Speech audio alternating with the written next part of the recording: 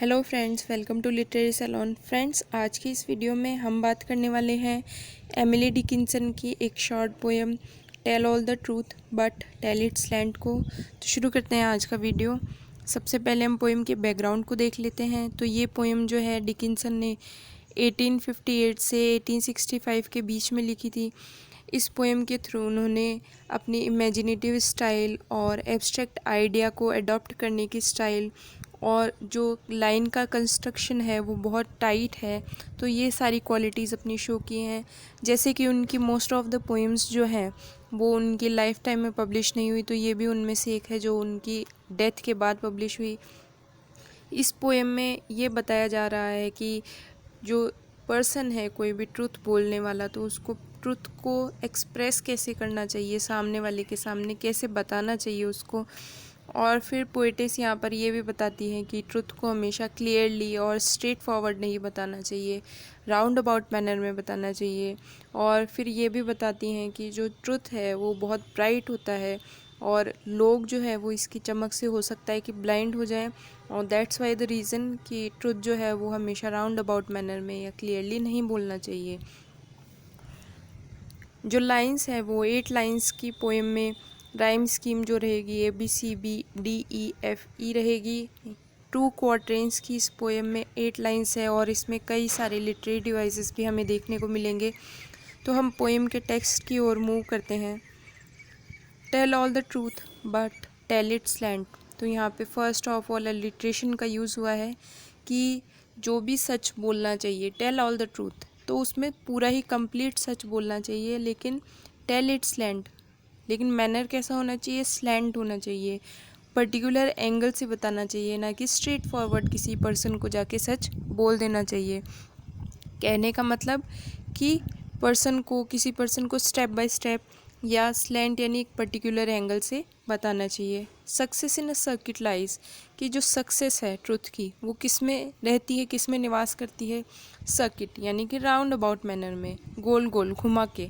अगर हम किसी बात को घुमा फिरा के बोलेंगे तो वो ज़्यादा इफ़ेक्टिव लगेगी या ज़्यादा अच्छी लगेगी बजाय कि स्ट्रेट फॉरवर्ड बोलने के। Too bright for our infirm delight, और ये जो ट्रुथ है वो कैसा है, बहुत ज़्यादा ब्राइट है कि हमारा जो इन्फॉर्म डिलाइट यानी कि जो हमारा इनर है वो इतना ज़्यादा वीक है कि इससे डिलाइटेड फील नहीं कर सकता। यानी कि ह्यूमन बीइंग इतने ज़्यादा वीक होते हैं कि इसकी ब्राइटनेस से खुश नहीं रह सकते, इतने ज़्यादा वीक हैं। The truth is superb surprise, कि ये जो ट्रुथ है ये एक सरप्राइज़ की तरह है, एक ब्रिलियंस की तरह है जो एकदम से एक्सेप्ट करना बहुत डिफ़िकल्ट है। यानी कि स्टेप बाय स्टेप बोलो, आराम से बोलो।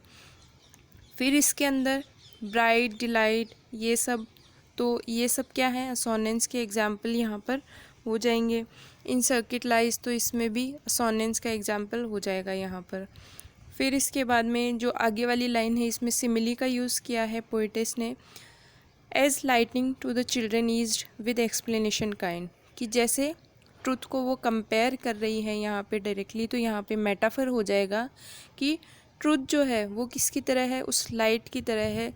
जैसे कि लाइट जो है वो बच्चों को अट्रैक्ट करती है और वो इसकी एक्सप्लेनेशन मांगना चाहते हैं कि ये आखिर में क्या चीज़ है। तो जब उनको एक्सप्लेन कर दिया जाता है, जब उनको बता दिया जाता है कि लाइट क्या चीज़ है, तो वो ईज़ यानी कि शांत हो जाते हैं।